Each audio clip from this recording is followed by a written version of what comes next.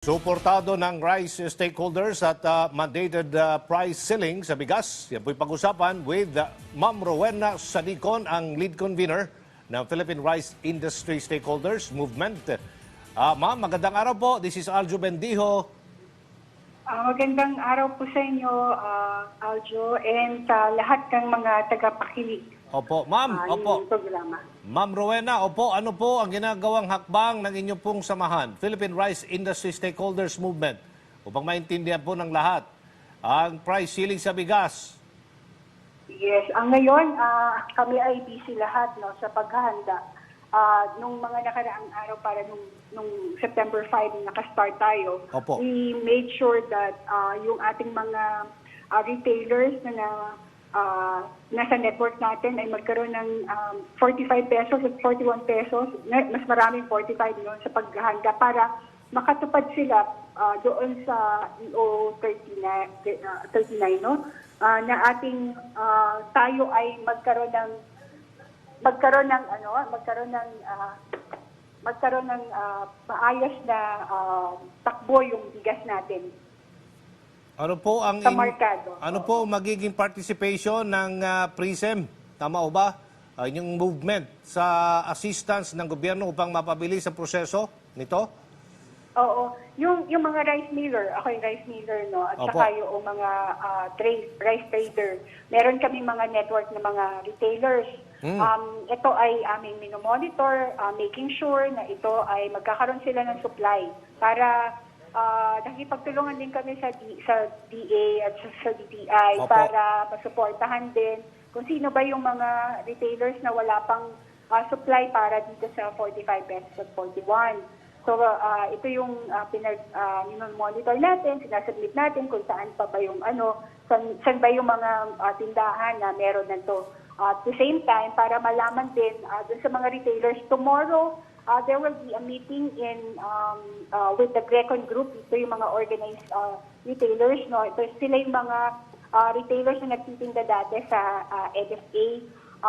So, mag-meeting kami kasama ng imbitahan ng PRISM doon, kasama ng mga officers doon, para i-assist din ang mga retailers kung ano ba yung kailangan nila para makasupply sila ng bigas na para dito sa ating tinakdang EO 39. Opo, ano po inyong reaksyon sa suporta ng mga stakeholder ng agriculture sector sa Mimaropa tungkol sa price ceiling sa bigas? Mahirap itong situation, no? Na sa kabila ng taas ng puhunan, lalo na doon sa mga retailers nga natin. No? Sila po kasi yung may mga matataas na presyo na inabutan sila. No? Kasi po yung inaasahan natin, itong pagpasok nitong ating anihan, doon pa lang po bababa yung presyo. Actually, bumababa na yung presyo ng palay. So, that's the time so that we can comply with the price ceiling na tinakda sa atin. Ngunit sa ngayon, since batas na nga ito at kailangan natin sundin, ay kailangan natin suportahan ito. Ito po yung ginagawa natin ngayong aksyon. Naghahanap tayo ng solusyon para hindi maiwasan ang mga anumang problema. Karamihan po sa mga stakeholder na sumusuporta sa price ceiling sa bigas ay nagsasabing malaking tulong talaga ito para sa mga magsasaka. Pero din sa ating pong mga kababayan. Pakipaliwanag sa ating mga kababayan ang kahalagaan po o benepisyo nito pong price ceiling nito, lalong-lalo na sa ating mga local farmers. For the local farmers, syempre po, yung kanilang palay, no, ay definitely mabibili ito ng maayos ang presyo. Opo. Hindi naman po, siguro hindi skyrocket, pero ayos lang. Maayos yung tamang bilis sa kanila, lalo na itong anihan natin. At the same time, mababalanse rin natin to doon sa presyo ng para sa mga consumers. Kaya ito tinakda itong 41 at 45. Kaya lang, syempre po, meron pong factors na i-consider tayo sa ngayon, yung timing lang po ng mga pagpapatupad nito. Dahil nga po, dapat mga 2 to 3 weeks pa lang sana. Pero Ganun pa man, inaasahan natin if there's nothing like this, siguro baka hindi natin may ayos ng tama eh. So, magtutulungan lang po talaga ang lahat ng buong value chain. At maintindihan lang din ito, yung dynamics ng pagbibigas. Kasi hindi naman po ito parang doon lang sa kapakanan ng magsasaka at ng kapakanan ng mga consumers, kundi dapat po maintindihan natin yung buong value chain kasama ng mga ating producers, ng ating mga manufacturers, rice millers, ng ating traders, ng importers at ng mga retailers. Kasama po lahat itong mga factors na to na nabigyaman po tayo ay maiintindihan natin na towards the end, ito para po sa kapakanan ng nakakarami. Yun lamang po, kailangan lang po natin siguro mag-adjust, kailangan po natin magtulungan. At the same time, that we can do things na hindi na po kailangan pa ng mga iba pang hakbang para matupad natin o magawa natin itong ating ang ating EO. So, sundin na lang po natin kasi kahit na po mahirap, kailangan po natin sundin ito. May tanong si Ian Cruz ng GMA News, ma'am. Madilaw at duro daw po ang 45 pesos na well-milled rice sa mga palengke. Hindi ho hindi puting-puti, madilaw eh. Bakit po nagkakaganoon? Nagkaganoon ang kalidad ng bigas? Ang kalidad ng bigas po ay, bakit nagkaroon ng kalidad ng bigas? Pasensya na po kayo. Madilaw ho. Ang tanong ni Ian Cruz, madilaw daw. Madilaw, hindi puti. Yung 45 pesos na well-milled rice sa mga palengke. Saan po ito? Saan po itong... Ay, tanong natin kay, opo. Saan po kaya yung madilaw na yan? Sige, i-text natin Kasi si Ian.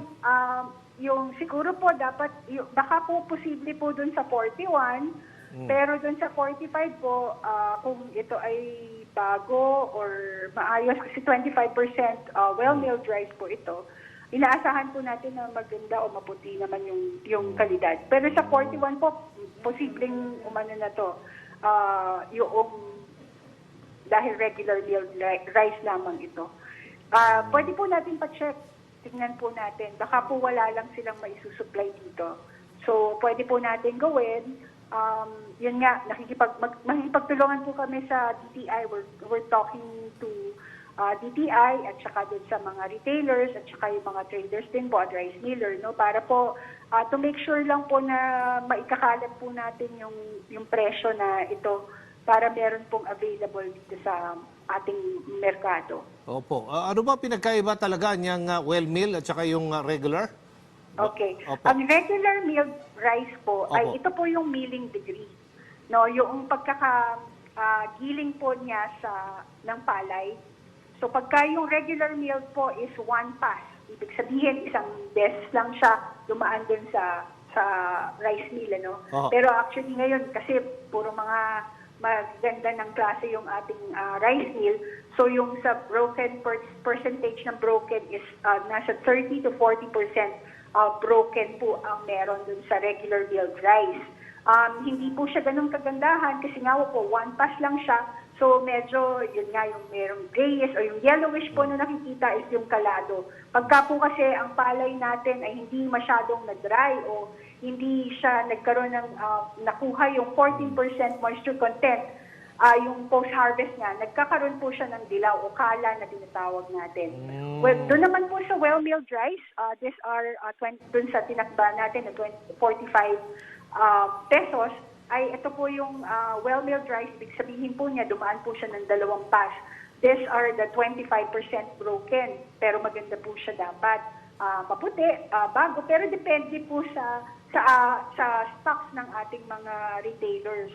So kung maaari po na merong ganun man, baka po isolated case siya. Ito, madilaw at durog. Opo, durog. Madilaw at durog. Baka po sa 41 pesos yun. Yung pong bigas na yan, sa mga ano po namin, sa mga na-monitor po namin, hindi naman po, wala naman pong ganun. Wala naman pong ganun. Pero ipaalam niyo po sa amin, we'll try to check. Ito po, ano daw ito ma'am? Sa Trabaho Market at may napuntahan ding iba sa Quezon City. Trabaho Market. Oo. Opo. siguro po, hihingi lang po rin tayo ng pag-unawa dun sa ating mga kababayan no, na namimili ngayon dahil ito pong mga retailers natin ay mataas pa po kasi yung kanilang mga stocks, yung kanilang puhunan dun sa ano na to. Para lang po makasunod dun sa 45, nagbaba po sila ng presyo kaya po may lugi dun sa kanilang ibinibenta. So, siguro po maunawaan natin. But then, again, we are hoping that as this harvest is coming in already, makakaproduce na po tayo, makapag-prepare na po tayo ng bigas para dito sa ating 45 at 41 pesos. Bukod po Given the ample time para makapag-prepare po nito. Okay, aside po doon sa bawas presyo na pagkikinabangan ng ating pong mga mamimili, paano nakatutulong ang mandatong ito na mapigilan ng hoarding naman ng palay at bigas? Yung hoarding po kasi, mahirap na meron po tayong mga definition nito. Sa ngayon po kasi since nag-open trade tayo, ang bigas po or ang palay ay kailangan siyang hilingin agad, yung lalo na yung palay, no? Meron siyang shelf life, kumbaga. So at the same time, we wanted na mapaikot siya. So hindi po natin masabi kung we have to have enough supply din po para po hindi tayo mauubusan ng higilingin natin, kagaya po doon sa case namin dahil kami po isang rice miller. Although meron din po mga klase ng bigas na nagre-require siya na kailangan siyang i-stock or i-store ng 3 to 6 months para po dun sa mga laon. Ito po yung mga ginagamit natin para sa mga fried rice, yung maalsa, yun po yung mga ginagamit. So hindi po siya pwedeng yung mga bago o yung freshly built. Otherwise, magdidikit-dikit po siya. Yung mga ginagamit po ng mga restaurant natin, ng mga para sa fried rice, chow pan, or mga ganyan. Ito po yung and also there are some food manufacturing na kailangan din po nila ng mga laon, like yung mga bihon po. They have this requirements na kailangan mas mataas yung shelf life niya, no? 6 months po yung kanilang hinahanap para ma-achieve nila yung kanilang mga kailangan na requirements para sa as raw materials ng paggawa ng bihon or something like that. Pero po, pagka po tayo yung nag-hoard, meron naman pong sinabi na sa Price Act na ang hoarding daw po is undue accumulation na beyond dun sa kanyang normal inventory level or yung unreasonable limitation o nag-refuse po siya na magbenta ng stocks. Tapos kung ang inventory po niya ay mas mataas doon sa kanyang usual inventory at nag-hold nga siya, that's the time po na masasabi natin hoarding siya. But at this time po kasi, kailangan po kasi umikot ang ating stocks, no, yung tinatawag nating first in, first out o yung FIFO, na kailangan po ganun po yung dynamics ng maliban po dun sa mga nasabi ko na particular, pero meron po siyang activities na maipapakita niya na ito ay yung tuloy-tuloy ang kanilang activities, pagbibenta, pagbenta at yung inventory niya gumagalaw. I don't think that's hoarding. Pero let's see po dun sa mga nakita natin dun sa let's assess and validate all of this para po masabi natin na ito nga po ay hoarding. Okay, reaksyon naman ninyo sa panukalang Philippine Rice Emergency Response Bill upang may baba ang presyo ng bigas sa gitna ng bantang kakulangan sa supply? Hello? Opo, ma'am. Sorry. Opo. Ano po? Kayo medyo mahina po yung dating ng audio. Ito po yung tanong. Ano po naman ang inyong reaksyon dito po sa panukalang Philippine Rice Emergency Response Bill? Ang layo po nito ay may baba ang presyo ng bigas kapag may banta pong kakulangan sa supply nito. Ang atin pong, ito pong, siguro, hindi pa po ako masyadong aware hindi ko pa po nabasa yung bill na ito, no? Mahirap pong magsabi, pero ang naunawaan lang po natin dito, kung magre-response na merong kakulangan ng bigas, I think the government must take action on this. Kung talaga pong wala tayong, kung tayo po ay may kakulangan sa bigas, the Philippine government should take action on this.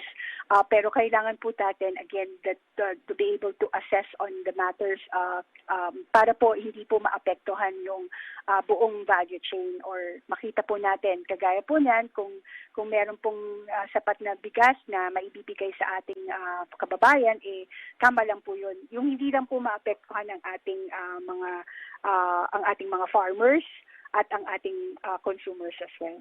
Maraming salamat, Ma'am Rowena Sarigon, Lead Convener Maraming po salamat din po. ng Philippine Okay, Rice maraming po salamat. Industry Stakeholders Movement. Thank you again.